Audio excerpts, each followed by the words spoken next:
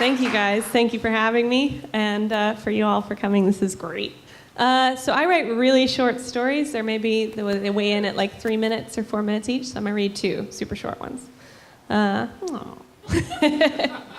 This is so cute. Okay, this one's from my collection. It's called The Darkness. Is that book for sale in the back? Oh my God, right now, yes too? it is. Yes it is. Yep. From the book lady, go talk to her. She loves her job. Yeah. Oh. Yeah, thank you. Okay, this is called The Darkness.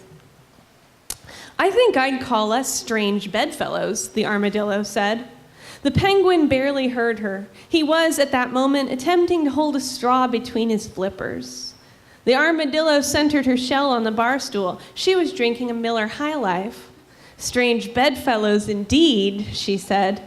The penguin gave up on holding the straw and stood on his stool to reach the lip of the glass. He could barely wet his tongue with a little gin. What's that? He said. You are a penguin and I am an armadillo, the armadillo said. My name is Betsy. That's a beautiful name, murmured the penguin, who was more interested in the condensation on his glass. I fought the darkness. You did not. The penguin swiveled his head to look at Betsy. He had very beady eyes. What's your name? She said. Ray, said the penguin. That's a nice name. I fought the fucking darkness. Neat, Betsy said. She let her long tongue dip into the bottle, lapping at the surface of her beer. What was that like? Well, Betsy, Ray said, it was evil incarnate. Oh, imagine the worst evil ever done to you in your life. Betsy thought of a time she was locked in a shed. Got it, she said. Ray pecked at his highball glass in anger. Well, he said, imagine that except 15 times worse. That's what the darkness was like. That sounds terrible, Betsy said. She was trying to be non-committal about the whole darkness thing in the hopes that Ray would drop it. Before coming to the bar, she had used vegetable oil to shine her shell to a high sheen. In her peripheral vision, she could see the lights above the bar playing off her shoulders. What do you think of my shell? She asked. Ray leaned back a little to appraise the situation. It's nice, he said. I like your coat. This old thing, Ray said, patting his feathers. It'll smell like the bar for weeks. You can't get the smell out. That's the good thing about a shell, Betsy said. They sat in silence. Betsy wondered if she had perhaps said too much about her shell. Ray wondered where the bartender got off serving a penguin a drink in a highball glass. He would have rather taken his gin out of an ashtray. Betsy tapped her claw against the beer bottle. Have you ever protected an egg? She asked. Ray realized that he was at the state of intoxication where anything Betsy could possibly say was going to piss him off. Keep your cool, buddy, he said to himself. She's just trying to make conversation. Usually that's a job for the lady penguins, Ray said. I am a male penguin and therefore no, I have never protected an egg. Right, Betsy said. Well, I saw a documentary once and a male penguin was protecting an egg. I figured maybe you'd have some experience. Sorry, he said. I don't have any experience. I guess that makes me less of a penguin. I wasn't saying that.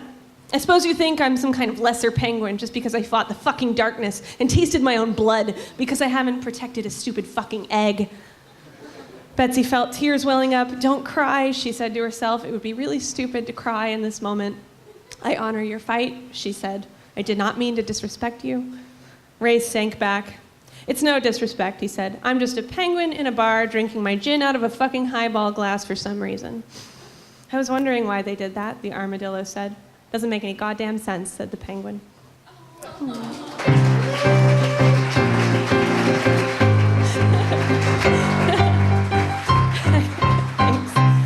The last story is I'm reading in honor of Gino's fiance, who I think is named Catherine.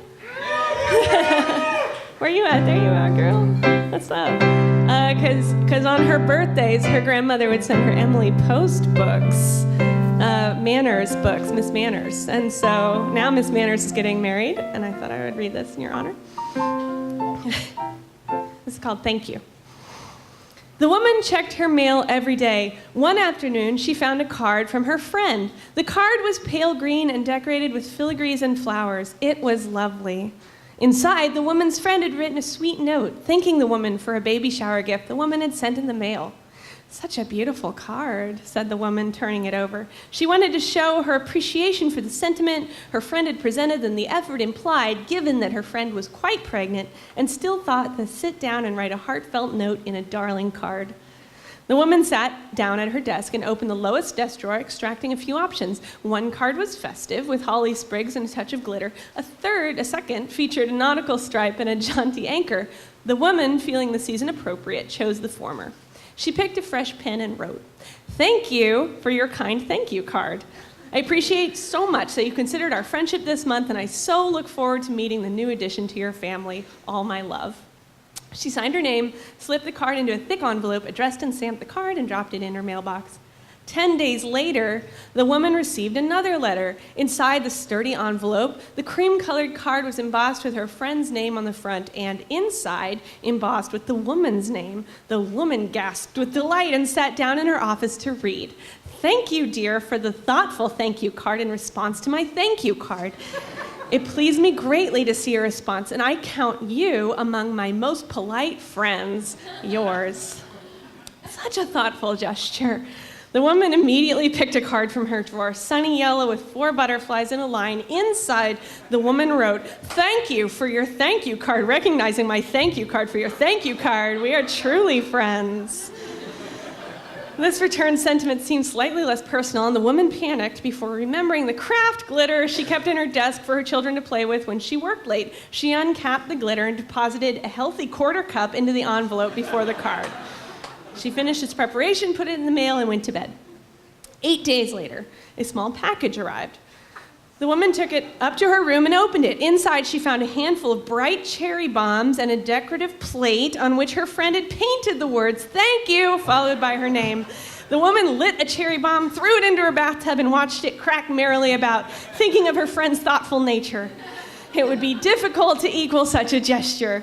The woman spent the afternoon assembling supplies to make a chocolate cake. She piped raspberry cream between the layers and at the base. She found a box that would fit the cake and tore out pages of 5 of her favorite books, running them through the paper shredder to make a nest for the cake to travel. She found she was out of pastry cream, so she wrote "thanks" on an empty paper towel roll and affixed it to the frosting. By the time the postman picked it up the next morning, a fluid had condensed around the base of the box, leaving a sticky ring on the mailroom floor. The following week, the woman opened her door to find a baby boy in a basket. The infant was too small to speak, but the woman knew exactly what he would say when he did. Thank you.